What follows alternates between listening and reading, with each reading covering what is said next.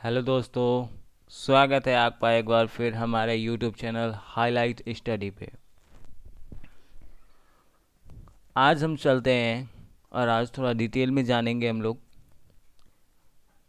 आज हम लोग हिस्ट्री के बारे में थोड़ा डिटेल पढ़ेंगे, भूगोल के बारे में पढ़ेंगे और विविध में जानेंगे। खेल कूद के बारे में आज मैं आपको नहीं बताने वाला, वो नेक्स्ट क्लास में आपको बताऊंगा। आज जो है भूगोल का टॉपिक थोड़ा बड़ा है, इसलिए मैंने खेल कूद का टॉपिक आज नहीं डाला है, क्योंकि टाइम 1 घंटे ही मैं पढ़ाऊँगा। चलिए आज स्टार्ट करते हैं। इसके पहले मैं आपको बताना चाहता हूँ कि अगर आपको वीडियो अच्छी लगती हो तो कृपया लाइक कर दें, शेयर कर दें और सब्सक्राइब करना ना भूलें अगर अभी तक आपने सब्सक्राइब नहीं किया है। तो चलिए शुरुआत करते हैं हम। आज हमारा 4th डे है। आई होप आपको वीडियो अच्छा लग रहा होगा। तो चलिए, पिछली बार हम लोगों ने पढ़ा था, आगे देखते हैं हम लोग इतिहास में जो है कुछ ऐसे अरबी लेखक से मिलने जो वाली जो है कुछ जानकारियों के बारे में हम लोग जानेंगे। जो अरबी लेखक से जो है हमारे इतिहास के बारे में कुछ पता चलता है, उसके बारे में हम लोग आज जानने की कोशिश करेंगे। चलिए, अल बरूनी। अल बरूनी जो एक व्यक्ति थे जिनका पूरा नाम था अबू रेहान मोहम्मद बिन अहमद अल बदरूनी।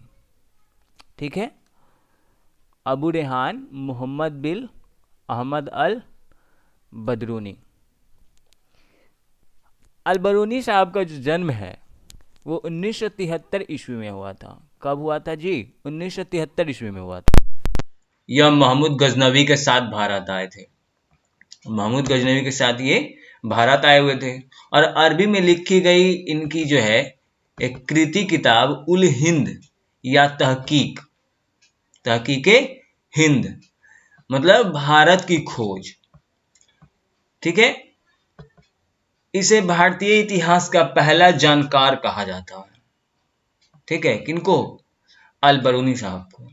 इन्हें जो है भारतीय इतिहास का पहला जानकार कहा जाता है। आज भी इतिहासकारों के लिए यह महत्वपूर्ण स्रोत है। यह एक विस्तृत ग्रंथ जो धर्म ग्रंथ और दर्शन, त्योहारों, खगोल विज्ञान, कीमिया, रीति रिवाजों तथा प्रथाओं, सामाजिक जीवन, भार तौल तथा मापन विधियों, पूर्ति कला, कानून, मापतंत्र विज्ञान आदि विषयों के आधार पर 80 अध्यायों में विभाजित है। कितने अध्याय में? 80 अध्यायों में, यानी 80 पार्ट में इसको हम लोग बांट के रखे हुए हैं, इसको बांटा गया है। इसमें राजपूत कालीन समाज, धर्म, रीति रिवाज, राजनीति आदि पर सुंदर प्रकाश डाला गया, यानी कि राजनीति वगैरह पे इसमें बताया गया है। ठीक है, किसमें? तो इनकी जो किताब थी, कौन सी किताब थी जी? तो उल हिंद या तहकीके हिंद, इसका मतलब होता है भारत की खोज, इसमें बताया गया है। ठीक है, उसके बाद बताया इन्होंने इब्न बतूता। क्या नाम है? Ibn Battuta. इनके द्वारा जो है अरबी भाषा में लिखा गया एक किताब है जिसे रिहला कहा गया है। क्या कहा गया है? रिहला कहा गया है। ठीक है, यह यात्रा बेस्ड है इनका। 14वीं शताब्दी में जो है भारतीय उपमहाद्वीप के समीप तथा सांस्कृतिक जीवन के विषय में बहुत ही प्रचुर तथा सबसे रोचक जानकारियां देता है। ठीक है, इनका किताब। ये जो इब्न बतूता साहब हैं, ये 21 साल की उम्र में जो घर से निकले हुए थे और ये हज करने निकले थे, लेकिन उनको भ्रमण का बहुत ही ज्यादा शौक था, तो ये पूरे देश की जो है भ्रमण में निकल गए। ठीक है, 1333 ईस्वी में जो है दिल्ली पहुंचने पर इनकी विद्वता से प्रभावित होकर सुल्तान मुहम्मद बिन तुगलक ने उसे दिल्ली का काजी या न्यायाधीश नियुक्त किया। क्या नियुक्त किया जी? दिल्ली का काजी या न्यायाधीश नियुक्त कर दिया। किन्हें? इब्न बतूता को। किनको? इब्न बतूता को। ठीक है। अब जो है कुछ अन्य और लेखक हैं जिनसे जानकारियां मिली हैं, वो भी देखते हैं। तारानाथ, क्या नाम है? तारानाथ। यह एक तिब्बती लेखक थे। कहाँ के लेखक थे जी? तिब्बती लेखक थे। इन्होंने जो है दो तरह के ग्रंथ की रचना की भारतीय इतिहास के बारे में, जिससे जानकारी हमें मिलती है। पहला था कंगयूर। क्या नाम था? कंगयूर। तथा दूसरा था तंगयूर। पहला कंगयूर तथा दूसरा तंगयूर। ठीक है। ये दोनों ग्रंथ की रचना हुई। इसमें भारतीय इतिहास के बारे में जानकारी मिलती है। किन्होंने किया था? तारानाथ ने। याद रखेंगे, तारानाथ ने। अब बारी आती है मार्को पोलो की। मार्को पोलो को तो आपने नाम सुना ही होगा पहले। मार्को पोलो का नाम विश्व इतिहास के मशहूर जहाजी और व्यापारियों में आता है। मार्को पोलो जो है, इनका नाम विश्व के इतिहास के मशहूर जहाजी और व्यापारियों में आता है। ठीक है, जहाजियों में और व्यापारियों में आता है। ठीक है, जिसने सुदूर पूर्व की यात्रा करते हुए जीवन का अधिकांश हिस्सा गुजार दिया था। ठीक है, यह 13वीं शताब्दी के अंत में पांड्य देश की यात्रा पर आए थे। इसका विवरण पांड्य इतिहास के अध्ययन के लिए उपयोगी है। ठीक, पुरातात्विक समाज जो है, साक्ष्य से मिलने वाली जानकारियां।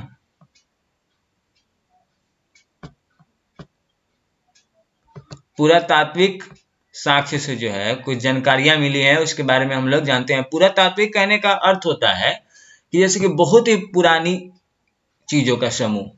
जैसे पुरातात्विक स्थल यानी कि बहुत ही ऐसे पुराने जमाने के जो है वैसे स्थलों का समूह, जहाँ पे बहुत ही पुरानी जैसे किलो वगैरह का ऐसा कुछ जो साक्ष्य में मिलता है, उसी को हम लोग पुरातात्विक स्थल कहते हैं। या पुरातात्विक का अर्थ ये होता है बहुत ही पुराना। आप समझें, इससे सीधी शब्दों में अगर हम बात करें तो 1400 ईस्वी पूर्व के अभिलेख बोगाज कोई, 1400 ईस्वी पूर्व के अभिलेख में बोगाज कोई। अभिलेख से प्राय आप समझते क्या है? अभिलेख का मतलब शायद आप नहीं जानते, मैं बता दूं। अभिलेख जैसे कि आप पत्थरों पे देखते होंगे कि पत्थरें होती हैं, उस पे जो है शिलालेख आजकल हम लोग बोलते हैं, जिसको शिलालेख जैसे मतलब कुछ कुछ लिखा होता है उस पे, उसी को हम लोग क्या कहते हैं? अभिलेख। बहुत जगह आप पुरानी किलो वगैरह पत्थरों वगैरह पे देखते होंगे कि पत्थर उस पे जो है लिखा रहता है, उसी को हम लोग कहते हैं अभिलेख। तो 1400 ईस्वी पूर्व के अभिलेख बोगाज कोई एशिया माइनर से वैदिक देवता, कौन देवता जी? वैदिक देवता मित्र, वरुण, इंद्र और नाशक्य के नाम लिखते हैं। ठीक है, इन चारों के नाम। ठीक है, मध्य भारत में भागवत धर्म विकसित होने का प्रमाण यवन राजदूत होलियोडोरस, क्या जी? होलियोडोरस। तो मध्य भारत में जो है भगवत धर्म विकसित होने का प्रमाण यवन राजपूत होलियोडोरस के वेश नगर विदिशा गरुड़ स्तंभ लेख से प्राप्त होता है। कौन लेख से जी? गरुड़ स्तंभ लेख से प्राप्त होता है। सर्वप्रथम भारतवर्ष का जिक्र जो है हाथी गुफा अभिलेख में है। इसमें है जी, हाथी गुफा अभिलेख में है। ठीक है, भारतवर्ष का जिक्र। सर्वप्रथम दुर्भिक्ष की जानकारी देने वाला अभिलेख सोहगौरा, क्या? सोहगौरा अभिलेख है। ठीक है, सर्वप्रथम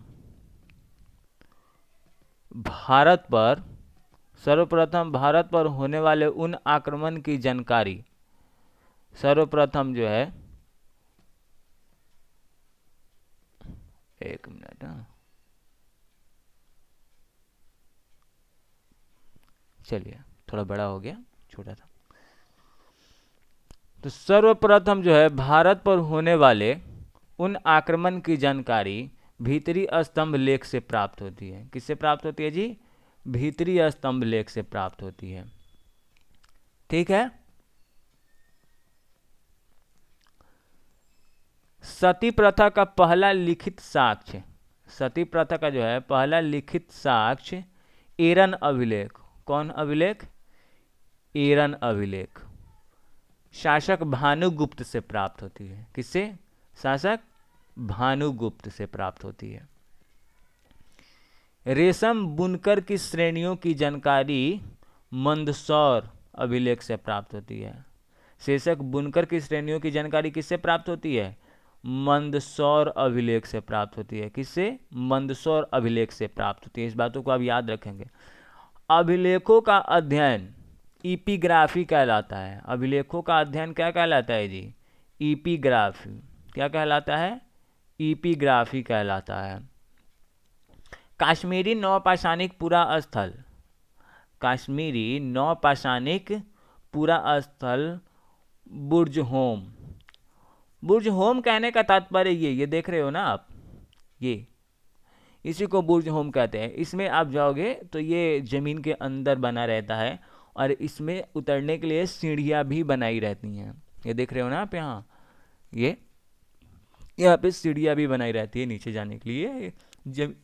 ज़मीन के अंदर घर बना होता है। तो बुर्ज होम एक ऐतिहासिक स्थल है जो कश्मीर की घाटी में श्रीनगर से 6 मील लगभग 9.6 किलोमीटर उत्तर पूर्व की ओर स्थित है। स्थानीय भाषा में बुर्ज होम को प्लेस ऑफ बिर्च कहा जाता है। क्या कहा जाता है? प्लेस ऑफ बिर्च कहा जाता है। प्लेस ऑफ बिर्च क्यों कहा जाता है? तो देखिए क्यों कहा जाता है। इस जगह का यह नाम इसलिए पड़ा क्योंकि यहाँ की खुदाई के दौरान भारी संख्या में जले हुए बिर्च के वृक्ष मिले थे। किसके वृक्ष मिले थे जी? बिर्च के वृक्ष मिले थे बहुत ही भारी मात्रा में, इसीलिए इसको क्या कहते हैं? प्लेस ऑफ बिर्च के नाम से भी हम लोग जानते हैं। ठीक है। तो कश्मीरी नौपाषाणिक पुरा स्थल बुर्ज होम से गर्तावास यानी गड्ढा घर, गड्ढा है ना, अंदर गड्ढा है यानी कि खाल है ना। तो गर्तावास यानी गड्ढा घर का साक्ष्य मिला है। इनमें उतरने के लिए सीढ़ियां होती है। मैंने बताया था आपको, उतरने के लिए क्या होती है? अंदर सीढ़ियां होती हैं। प्राचीनतम सिक्कों को पहले के जमाने में जो थे, सिक्के तो हुआ करते थे ना, सिक्के तो पहले के ज़माने में भी हुआ करते थे, उस समय भी लोग उसका इजाद कर चुके थे। तो प्राचीनतम सिक्कों को आहत सिक्के कहा जाता था। क्या कहा जाता था जी? आहत सिक्के कहा जाता था। इसी को साहित्य में कसारपन कहा गया है। साहित्य में आहत सिक्के को क्या कहा जा गया है? कसारपन कहा गया है। क्या कहा गया है? कसारपन। जो कब के होते थे? तो प्राचीनतम, बहुत पहले के, शुरुआत के। ठीक है। सर्वप्रथम सिक्कों पर लेख लिखने का कार्य यवन शासकों ने किया था। सर्वप्रथम जो है सिक्कों पर लेख लिखने का जो कार्य है किसने किया था? तो यवन शासकों ने किया था। किसने किया था जी? यवन शासकों ने किया था। क्या करने का? तो सिक्कों पर लेख लिखने का। ठीक है। समुद्रगुप्त की वीणा, समुद्रगुप्त की जो वीणा बजाती हुई मुद्रा वाले सिक्के से उसके संगीत प्रेमी होने का प्रमाण मिलता है। समुद्रगुप्त की वीणा बजाती हुई मुद्रा यानी कि जो मुद्रा थी, जो सिक्के थे, उस पे समुद्रगुप्त की वीणा बजाती हुई चित्र थी, जिससे उनके जो है समुद्रगुप्त के संगीत प्रेमी होने का प्रमाण मिलता है। ठीक है। अरिकमेडु पुदुचेरी के निकट है। अरिकमेडु जो है कहाँ स्थित है? पुदुचेरी के निकट है। से रोमन सिक्के प्राप्त हुए हैं। कौन से सिक्के? रोमन सिक्के प्राप्त हुए हैं। इनके जो व्यापार हुआ करते थे चीन से, रोम से, इस कारण जो है क्या हुआ था, यहाँ सिक्के प्राप्त हुए थे। तो ये इतिहास की बातें थी और आप सभी को समझ में आई होंगी। तो एक बार इसको जो है अच्छे से पढ़ लें, इसको कॉपी में नोट करते जाएं आप। देख रहे हो ना, इब्न बतूता यही है, इब्न बतूता, ठीक है। तो इसको जो है कॉपी में आप नोट डाउन करते जाएं और इसका एक नोट तैयार करते जाएं, और आप बेझिझक इस नोट्स को तैयार करें, इसलिए क्योंकि ये मैंने एक ही किताब से नहीं, अब लूसेंट से नहीं, और भी जगहों से जो है मैं इसको रिसर्च करके और जितना डिटेल हो सकता है मैं उतना इकट्ठा करने का कोशिश कर रहा हूँ। अगर अभी भी कुछ कमी रह जा रही होगी तो वो 1 वीक अप्रॉक्स में जो है वो सारी चीज़ें धीरे धीरे सुधर जाएंगी। तो इसके लिए आपको घबराना नहीं है, और आप इतना ज़रूर विश्वास रखें कि आने वाले कुछ ही दिनों में, 1 सप्ताह 2 सप्ताह में, आपको इतने अच्छे अच्छे कंटेंट इस पे आपको मिलने लगेंगे कि आपको दूसरी जगह जाने की आवश्यकता ही नहीं पड़ेगी। तो थोड़ा सा पेशेंस रखें। एक्चुअली मैं भी बिगनर हूँ यहाँ ऑनलाइन के लिए, तो थोड़ा सा जो है आप पेशेंस रखें और देखें। तो ये इतिहास था। अब हम लोग बात करते हैं भूगोल की। भूगोल के बारे में हमने पिछली क्लास में पढ़ा था ब्रह्मांड, जिसमें कि कुछ चीज़ें बाकी रह गई थी, ठीक है। उसको आगे बढ़ाता हूँ मैं। भूगोल में जो है मंदाकिनी, मंदाकिनी के बारे में आप जानते हो या नहीं जानते हो, लेकिन फिर भी मैं यहाँ बता दे रहा हूँ आपका। मंदाकिनी जो है तारों का एक ऐसा समूह, ये देख रहे हो ना, यही मंदाकिनी है। जब रात को जो ऊपर देखते हो और पूरे तारे वगैरह जो दिखाई देती हैं, वही सब क्या है, वो मंदाकिनी है, ठीक है ना। ऐसी ऐसी बहुत सारी मंदाकिनियाँ हैं, ठीक है। तो तारों का एक ऐसा समूह जो धुंधला सा दिखाई पड़ता है, देख रहे हो ना, क्योंकि बहुत सारे स्टार्स हैं इनमें, तो ये तो धुंधला सा दिखाई पड़ता है। तथा जो तारा निर्माण प्रक्रिया की शुरुआत का गैस पुंज है, ठीक है। तारा निर्माण प्रक्रिया का क्या है, शुरुआत का गैस पुंज है। बहुत सारे तारों के बीच में गैसेस होती थी पहले, तो ये तारे भी क्या गैसेस ही हैं ना। तो इसी से क्या बना है, मंदाकिनीज बने हैं, गैलेक्सीज बने हैं। क्या कहलाता है जी, गैलेक्सीज कहलाता है, ठीक है, मंदाकिनी। हमारे पृथ्वी की अपनी एक मंदाकिनी है, हमारी पृथ्वी की भी क्या है, एक मंदाकिनी है, जिसके अंदर हम लोग रहते हैं, जिसके अंदर पृथ्वी है, ठीक है। पृथ्वी के अंदर मंदाकिनी नहीं है भाई, पृथ्वी के ऊपर ही है, उसके अंदर हम लोग हैं, है ना। तो हमारे पृथ्वी की अपनी एक मंदाकिनी है, जिसे दुग्ध मेला क्या कहते हैं जी, दुग्ध मेला या आकाश गंगा कहते हैं, मिल्की वे, ठीक है। अब तक जितना मालूम हुआ है, इस हिसाब से जो है मंदाकिनी का 80% भाग कैसा है, सर्पीला है। सर्पीला मतलब ऐसा, ये जिगजग वाला ना सोचें। सर्पीला का मतलब कि समझिए ऐसे है, और ये ऐसे, ये ऐसे ऐसे चक्र टाइप का जो होता है ना, समझो, ये सर्पीला टाइप, ठीक है। यहाँ देख रहे हो ना, ये गोल गोल, ये ऐसे ऐसे, ठीक है। तो 80% भाग कैसा है जी, स्पाइरल है, सर्पीला है। इस मंदाकिनी को सबसे पहले गैलीलियो ने देखा था। किसने देखा था, गैलीलियो ने, ठीक है। बहुत सारे ऐसे तारे होते हैं जिसको, वो तो एक्चुअली बहुत हमसे दूर होते हैं ना, बहुत छोटे दिखते हैं हमको, क्योंकि हमसे इतनी दूरी होती है कि अगर आप उसको जो है टेलीस्कोप वगैरह से आप देखेंगे तो भी वो आपको बस चमकता हुआ तारा ही दिखाई देगा। वो आपको, जैसे कि आप चांद वगैरह को देख लेते हैं ना, थोड़ा जूम दिखता है उसमें, तो वैसा तारे नहीं दिख पाते हैं, क्योंकि वो इतने दूर है ना कि टेलीस्कोप भी काम नहीं करता है, ठीक है। उसके बाद में जो है आकाश गंगा, क्या है जी, आकाश गंगा। आकाश गंगा की सबसे नज़दीकी जो मंदाकिनी को क्या कहते हैं, आकाश गंगा की सबसे नज़दीकी मंदाकिनी को देवयानी क्या कहते हैं। आकाश गंगा जो है कि सबसे नज़दीकी जो है मंदाकिनी को क्या कहते हैं? देवयानी कहते हैं। क्या कहते हैं? देवयानी कहते हैं। ठीक है, इसका नाम दिया गया है। ओरियन नेबुला, ओरियन नेबुला हमारी आकाशगंगा के सबसे शीतल और चमकीले तारों का समूह है। ठीक है, ओरियन नेबुला एक तारों का ऐसा समूह है जो बहुत ही शीतल और चमकीले हैं। यहाँ के जो तारे हैं बहुत शीतल और चमकीले हैं। ठीक है, सौर मंडल, सौर मंडल के बारे में आपको कुछ बातें बताता हूँ। सौर मंडल जो होता है, सूर्य क्या होता है, इसका एक प्रधान होता है हमारे सौर मंडल का। सूर्य प्रधान होता है, यानी कि मुखिया आप कहते हैं उसको। ठीक है, यानी कि मेन हेड समझ लीजिए, उसी को कहते हैं। जैसे ऑफिस वगैरह में होते हैं ना, स्कूल में जाएंगे तो प्रिंसिपल, बैंक में जाएंगे मैनेजर वगैरह, वैसे ही समझ लीजिए कि ये क्या है, सूर्य एक हेड है जो जिससे पूरे जो है जितने भी ये पूरे ग्रह हैं वे सारे उन्हीं के अंडर में आते हैं, समझिए ऐसे। ठीक है, सीधी बातों में वे जो है सौर मंडल क्या है, तो वे खगोलीय पिंड, ये सब क्या है, खगोलीय पिंड है। क्या है? खगोलीय पिंड है। ठीक है, तो वे खगोलीय पिंड जो एक निश्चित मार्ग पर सूर्य के चारों तरफ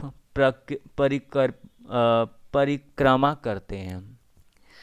तो ये सूर्य के देख रहे हो ना, ये ऑर्बिट आपको दिखाई दे रही है। एक्चुअली में ऑर्बिट आपको दिखते नहीं है, ये समझाने के लिए बनाया गया है कि ऐसे ही गोल गोल, ये ऐसा नहीं है कि हाँ अभी जैसे कि ये बुध है, मर्क्यूरी, तो ये यहाँ चल रहा है, अभी कुछ दिनों बाद ये घुसुक के यहाँ आ जाएगा, तो ऐसा नहीं है। इसका एक पथ बना हुआ है, सर्कल टाइप का है, जो क्या है, वृत्ताकार पथ पे वो घूमता रहता है। ठीक है, और इसमें से ज़्यादातर जो होते हैं वो कैसे घूमते हैं, वो एंटी क्लॉकवाइज ऐसे घूमते हैं। ठीक है, कैसे घूमते हैं, एंटी क्लॉक। हमारी जो घड़ी होती है, ये जो घड़ी की मान लो सुइया है, तो ये कैसे घूमेगी, ऐसे ऐसे ऐसे ऐसे घूमेगी ना, इस डायरेक्शन में घूमेगी, घूमेगी ना। तो इसको हम लोग कहते हैं क्लॉकवाइज डायरेक्शन। कौन सी डायरेक्शन? Clockwise direction. ठीक है, यानी कि वो ऐसे ऐसे घूम रही है। ठीक है, क्लॉकवाइज। घड़ी जो आप देखोगे तो सुइया चलती रहती है सीधी, उसको क्लॉकवाइज कहते हैं। एंटी क्लॉकवाइज यानी एंटी मतलब उल्टा, जस्ट अपोजिट। ठीक है, एंटी क्लॉकवाइज में क्या होगा, ऐसे ऐसे घूमेगा। अगर मैं उदाहरण देना चाहता हूँ तो आप देखेंगे आपके घर में पंखे होंगे, जो सीलिंग फैन होते हैं, छत के पंखे जो होते हैं, अगर आप उसे देखेंगे तो आपको देखने मिलेगा कि जब फैन चल रहा होता है तो वो एंटी क्लॉक में घूमता है, ना कि क्लॉकवाइज में घूमता है। वो जब भी रन करेगा तो वो कैसे, एंटी क्लॉकवाइज, यानी कि हमेशा उल्टा घूमेगा। ठीक है, तो वे खगोलीय पिंड जो एक निश्चित मार्ग पर सूर्य के चारों तरफ परिक्रमा करते हैं उन्हें ग्रह कहा जाता है। तो ये जो सूर्य है, इसके जो मेन जो है 8 ग्रह हैं, ये क्या करते हैं, ये सूर्य के चारों तरफ चक्कर लगाते रहते हैं। ठीक है, ऐसे ऐसे ऐसे ऐसे ऐसे ऐसे घूमते रहते हैं, और एक दो जो हैं वो ऐसे ऐसे घूमते हैं, रोटेट करते हैं। ठीक है, परिक्रमा करते हैं, उन्हें क्या कहा जाता है, ग्रह कहा जाता है। जैसे कि पृथ्वी क्या है, ग्रह है। शुक्र क्या है, ग्रह है। बुध क्या है, ग्रह है। मार्स मंगल क्या है, ग्रह है। जुपिटर बृहस्पति क्या है, ग्रह है। सैटर्न क्या है, ग्रह है। यूरेनस क्या है, ग्रह है। नेपच्यून क्या है, ग्रह है। भाई अगर आप काउंट करोगे तो इसे देखोगे 1 2 3 4 5 6 7 8, एक लास्ट में आता था प्लूटो, जिसको क्षुद्र ग्रह के नाम से जानते, उसको हटा दिया गया क्योंकि वो है ना दूसरे के घरों में घुसने वाले जो काम होते हैं ना, वही किया करता था वो। उसको हम लोगों ने कहा चल भाई तू हट जा यार, साइड हो जा, तेरा यहाँ कोई काम नहीं है। हमें पढ़ना किसके बारे में, तो हमें पढ़ना है भाई सूर्य के बारे में पढ़ेंगे, जो हमें ऊर्जा दे रही है। हम भाई मर्क्यूरी के बारे में पढ़ेंगे, बुध के बारे में, हम शुक्र के बारे में पढ़ेंगे भाई, हम अपने पृथ्वी के बारे में पढ़ेंगे भाई। अब तू भाई घर में घुस जा रहा है, जैसे कि अभी देख लो हाल ही फिलहाल में चाइना घुस गया था। ठीक है, तो ये घुसने वाली आदत बहुत खराब होती है, इसलिए हमने कहा भाई चलो तुमको लेके नहीं चलेंगे भाई, तू साइड हो जा। ठीक है, तो सभी ग्रह जो है सूर्य के पश्चिम से, सभी जितने भी ग्रह हैं वो क्या, सूर्य के पश्चिम से पूर्व की तरफ परिक्रमा करते हैं। पूर्व से कहाँ, पश्चिम की तरफ परिक्रमा करते हैं। ठीक है, पूर्व से पश्चिम की तरफ परिक्रमा कर रहे हैं। ठीक है, लेकिन शुक्र और अरुण उसकी उल्टी परिक्रमा करते हैं। शुक्र और अरुण कैसे करते हैं, उल्टी परिक्रमा करते हैं। ठीक है, यानी क्लॉकवाइज करते हैं, बाकी एंटी क्लॉकवाइज करते हैं। ठीक है, सूर्य से ग्रहों की दूरी का क्रम जो होता है, सूर्य से ग्रहों की दूरी का क्रम बुध, शुक्र, पृथ्वी, मंगल, बृहस्पति, शनि, अरुण, वरुण, 8 है भाई, गिन लो, मैंने भी बताया ना। बुध, शुक्र, पृथ्वी, मंगल, बृहस्पति, शनि, अरुण, वरुण। अगर कोई आपसे पूछता है कि भैया सूर्य के कितने ग्रह हैं, तो कितने हैं जी, 8 हैं। कितने हैं, 8 हैं। याद रखेंगे आप, सूर्य के कितने ग्रह हैं भाई, 8 हैं। ठीक है, कौन कौन से, तो सबसे पहले आते हैं हमारे बुध आते हैं, फिर आते हैं शुक्र आते हैं, फिर वही पृथ्वी आते हैं, मंगल आते हैं, फिर आती है बृहस्पति, फिर शनि, फिर अरुण, फिर वरुण। तो ये चीज़ें आप याद रखेंगे, हमेशा पूछी जाती हैं इसमें से। और इसके कुछ और भी इम्पॉर्टेंट क्वेश्चंस हैं जो मैं आपको नेक्स्ट क्लास में आगे बताने वाला हूँ। इसके बारे में पूरी डिटेल, कि अब बुध के बारे में डिटेल बताऊंगा, शुक्र, पृथ्वी, सारी चीज़ों के बारे में डिटेल बताऊंगा, जिसमें आपको बहुत सारी ऐसी चीज़ें होंगी जिसमें क्वेश्चन नहीं छूटने वाला है आपका एक भी। और इस बार जो है सैटरडे को मैं आपसे टेस्ट लूँगा, और टेस्ट में मैं देखूँगा क्वेश्चन कैसा आ रहा है कैसा नहीं, उस अकॉर्डिंग आप अपना प्रिपरेशन करके रखेंगे और रिवीजन करते रहेंगे रेगुलर, ताकि टेस्ट में आपके भी नंबर अच्छे आ सकें। ठीक है, क्योंकि अगर भाई आपको निकालना है तो मेहनत तो करनी पड़ेगी, तो मेहनत तो आपको भी करनी पड़ेगी ना। देखिए, ग्रहों का जो आकार है घटते हुए क्रम के हिसाब से, ये तो भाई दूरी के हिसाब से था। कैसा था, जो हमने बताया, बुध, शुक्र, पृथ्वी, मंगल, बृहस्पति, शनि, अरुण, वरुण, ये कैसे था, तो ये दूरी के हिसाब से था। यानी कि सूर्य के सबसे नज़दीक बुध, क्वेश्चन आ सकता है आपका, सूर्य से सबसे नज़दीक कौन सा ग्रह है, तो आप क्या बताएंगे, बुध है। सूर्य से सबसे दूर का ग्रह कौन सा है भाई, तो वरुण है। यहाँ देखिए ना, नेपच्यून, देखिए, है ना, यही तो है हमारा सूर्य सबसे नज़दीक, देख लो भाई, बुध है यहाँ। उसके बाद वाले ऑर्बिटल में क्या आ रहा है, शुक्र आ रहा है, उसके बाद पृथ्वी आ रहा है, यानी तीसरे नंबर पे हम लोग हैं। अगर समझ लो बुध के जगह पे हो गए तो हम लोग की क्या हाल होता, गर्मी से हालत ख़राब हो जाती, अभी तो इतनी गर्मी लगती है। तो सूर्य से जो है हम तीसरे स्थान पे हैं। उसके बाद आता है हमारा मंगल, यहीं पे तो गए थे ना, मार्स, मिशन मार्स, मिशन मंगल।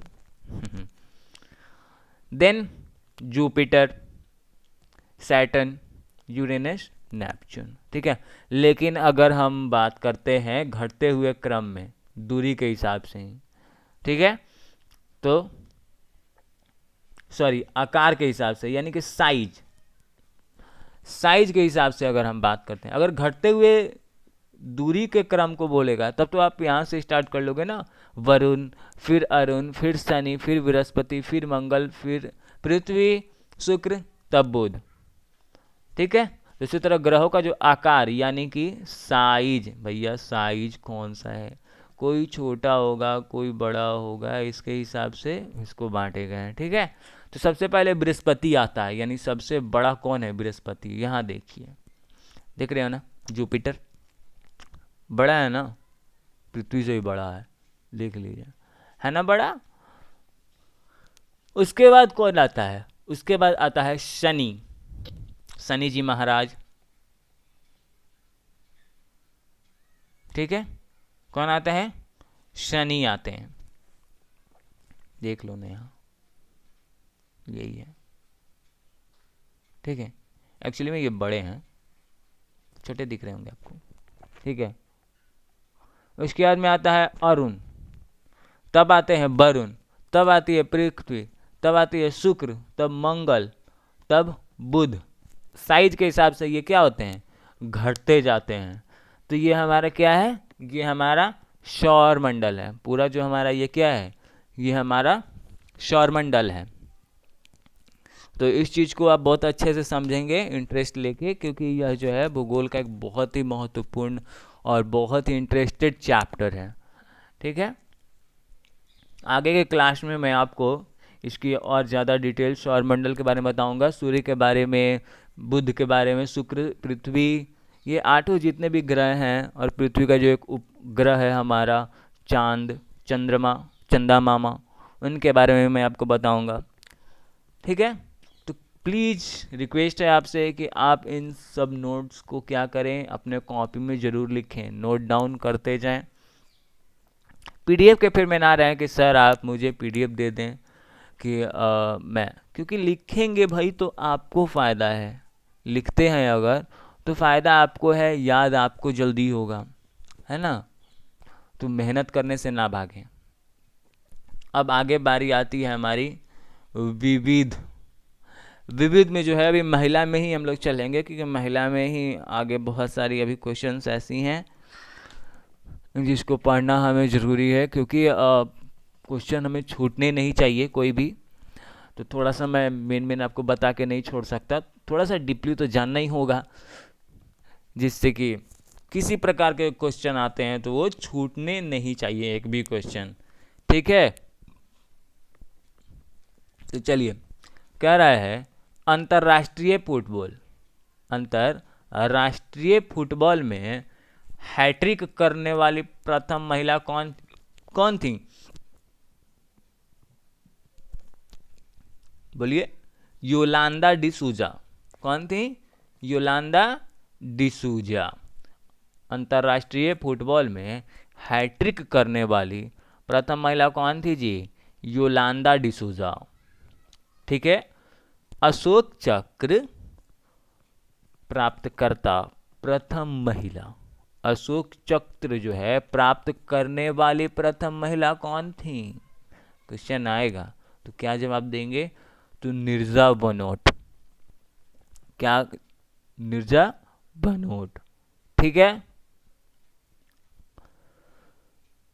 सेना मेडल प्राप्त करता, सेना के जो मेडल प्राप्त करने वाली प्रथम महिला हैं उनका क्या नाम है, तो सेना जो है प्रथम महिला हैं जो मेडल प्राप्त की थी, विमला देवी। क्या नाम है, विमला देवी, ठीक है, 1988 में। स्नातक उपाधि, स्नातक उपाधि प्राप्तकर्ता प्रथम महिला कौन थी, स्नातक उपाधि प्राप्त करने वाली प्रथम महिला कादम्बिनी गांगुली। कौन थी जी, कादम्बिनी गांगुली। एवं चंद्रमुखी बोस, कलकत्ता विश्वविद्यालय, ठीक है। कादम्बिनी गांगुली थी और चंद्रमुखी बोस थी, स्नातक उपाधि प्राप्त करने वाली प्रथम महिला, ठीक है। इंजीनियर में स्नातक उपाधि प्राप्त करता प्रथम महिला कौन थी, इंजीनियरिंग जो होता है उसमें स्नातक उपाधि प्राप्त करने वाली, ग्रेजुएशन प्राप्त करने वाली जो है, ग्रेजुएशन करने वाली सबसे प्रथम महिला कौन थी, ईला मजुमदार। कौन थी, ईला मजुमदार। कौन थी जी, ईला मजुमदार, ठीक है। चिकित्सा में अगर हम बात करें चिकित्सा की, तो चिकित्सा में स्नातक उपाधि यानी ग्रेजुएशन, चिकित्सा में जो है स्नातक उपाधि प्राप्त करने वाली प्रथम महिला कौन थी, विधुमुखी बोस। कौन थी, विधुमुखी बोस। कौन थी जी, विधुमुखी बोस। एवं वर्जीनिया मित्तर, विधुमुखी बोस एवं वर्जीनिया मित्तर थी। ठीक है, कहाँ से की थी? तो कोलकाता मेडिकल कॉलेज से किया था इन्होंने। ठीक है। प्रथम महिला सर्जन, प्रथम महिला सर्जन कौन थी जी? तो प्रथम महिला सर्जन जो थी डॉक्टर प्रेमा मुखर्जी थी। कौन थी? डॉक्टर प्रेमा मुखर्जी। ठीक है। रिजर्व प्रथम महिला डिप्टी गवर्नर। रिजर्व बैंक की प्रथम महिला डिप्टी गवर्नर केजे उदेसी। ठीक है, कौन थी? केजे उदेसी। रिजर्व बैंक की प्रथम महिला डिप्टी गवर्नर कौन थी? केजे उदेसी, 2003 में। ठीक है। नाबार्ड की प्रथम महिला अध्यक्ष कौन थी? नाबार्ड की प्रथम महिला अध्यक्ष कौन थी? रंजना कुमार। कौन थी? रंजना कुमार। कुमारी नहीं होगा, कुमार ही नाम था, रंजना कुमार। पुलिस महानिदेशक जो है, पुलिस महानिदेशक की प्रथम महिला कौन थी? बताइए। कंचन चौधरी भट्टाचार्य। ये आपको याद होना चाहिए भाई, पुलिस में ला रहे हैं ना आप। तो पुलिस महानिदेशक जो है प्रथम महिला कौन बनी थी? कंचन चौधरी भट्टाचार्य। ठीक है, कंचन चौधरी भट्टाचार्य। ठीक है। प्रथम महिला लेफ्टिनेंट, प्रथम महिला लेफ्टिनेंट जनरल कौन बनी थी? पुनीता अरोड़ा। कौन बनी थी जी? पुनीता अरोड़ा। इंडियन एयरलाइंस की प्रथम महिला अध्यक्ष, इंडियन एयरलाइंस की जो है प्रथम महिला अध्यक्ष कौन थी? सुषमा चावला। कौन थी जी? सुषमा चावला। प्रथम महिला बैरिस्टर, प्रथम महिला बैरिस्टर कौन थी? कार्नेलिया सोराबजी। कौन थी जी? कार्नेलिया सोराबजी। सोराबजी, कार्नेलिया सोराबजी थी, प्रथम महिला बैरिस्टर थी। ठीक है। प्रथम महिला अधिवक्ता, प्रथम महिला अधिवक्ता कौन थी? तो प्रथम महिला अधिवक्ता रेगीना गुहा। क्या नाम था? रेगीना गुहा। ठीक है। राजदूत Vijay Lakshmi Pandit. Gibraltar, Gibraltar strait, Gibraltar strait तैर कर पार करने वाली प्रथम महिला कौन थी? जिब्राल्टर स्ट्रैट तैर कर पार करने वाली प्रथम महिला कौन थी? आरती प्रधान थी। कौन थी? आरती प्रधान थी। ठीक है। तो आगे अब देखते हैं कि मंडे से जो होगा हमारा वीडियो पूरे 1 घंटे का होगा और उसमें क्या क्या चीज़ें होंगी मैं आपको बता देता हूँ। सबसे पहला जो होगा वो हम जैसे हिस्ट्री पढ़ रहे हैं, हिस्ट्री पढ़ेंगे, फिर भूगोल पढ़ेंगे, एक में जो है हम इतिहास पढ़ेंगे, 2 नंबर में हम क्या पढ़ेंगे? भूगोल पढ़ेंगे, 3 नंबर में हम लोग पढ़ेंगे खेलकूद पढ़ेंगे, 4 नंबर में जो हम पढ़ेंगे वो विविध पढ़ेंगे, 5 नंबर में हम पढ़ेंगे वो क्या पढ़ेंगे हम लोग? तो करंट अफेयर्स पढ़ेंगे। क्या पढ़ेंगे? करंट अफेयर्स से कुछ क्वेश्चन हम लोग देखेंगे डेली बाय डेली। और साथ ही साथ मैं एक्स्ट्रा एक और चीज़ एक दिन गैप करके डालने जा रहा हूँ। वो क्या है? तो वो हर एक दिन गैप करके मैं आपको एक प्रैक्टिस सेट जो है आपको प्री का, मैं एक दिन गैप कर, मंडे से मैं एक दिन गैप करके, यानी मंडे को, फिर अगले दिन छोड़ दीजिए, ट्यूसडे छोड़ दीजिए, वेडनेसडे को यानी सोमवार को, मंगलवार को छोड़ दीजिए, बुधवार को, गुरुवार को छोड़ दीजिए, शुक्र, ऐसे करके जो है मैं जो है ये चीज़ें डालने वाला हूँ। और प्रैक्टिस सेट जो है वो आपको बहुत ज़्यादा मदद करेंगी क्वेश्चन टाइप समझने में आपको फिर आपका स्पीड अप करने में, जो आपका स्पीड को ग्रो करना है, बढ़ाना है, आगे इंक्रीज करना है, उसमें आपको बहुत हेल्प होगी। जैसे जैसे आप टेस्ट देंगे वैसे वैसे आपको लगेगा कि भैया हम कहाँ हैं, पता चलेगा कि कुछ क्वेश्चन ऐसे हैं जो इसमें छूट रहे हैं, नहीं छूट रहे हैं, उन सब चीज़ों को भी हम देख के करेंगे। अगर ऐसी कोई क्वेश्चन जो नहीं आती हैं उसमें, या नया क्वेश्चन जो आता है उसमें, जो कि हमने जो पढ़ा है उसमें मैच नहीं कर पाता है, तो उसके बारे में हम जानेंगे, तो हमारी जानकारी क्या हो जाएगी, पूरी हो जाएगी। तो ये सब चीज़ें हम नए करने वाले हैं मंडे से, ठीक है। एक्चुअली मुझे थोड़ा सा अभी प्रॉब्लम इसलिए हो जा रहा है क्योंकि मैं अभी सेटअप में लगा हुआ हूँ और थोड़ा अभी बिजी हूँ मैं, इसलिए अभी थोड़ी सी परेशानियाँ हो रही हैं। लेकिन मंडे से सारी चीज़ें व्यवस्थित हो जाएंगी, उसमें किसी प्रकार की कोई प्रॉब्लम नहीं आने वाली है। कल ही परसों तक जो है वो मैं पूरा अपना क्लियर कर लूँगा, उसमें कोई दिक्कत नहीं आएगी। तो सारे सेटअप मेरे कंप्लीट हो जाएंगे, ठीक है। तो thank you so much, good bye.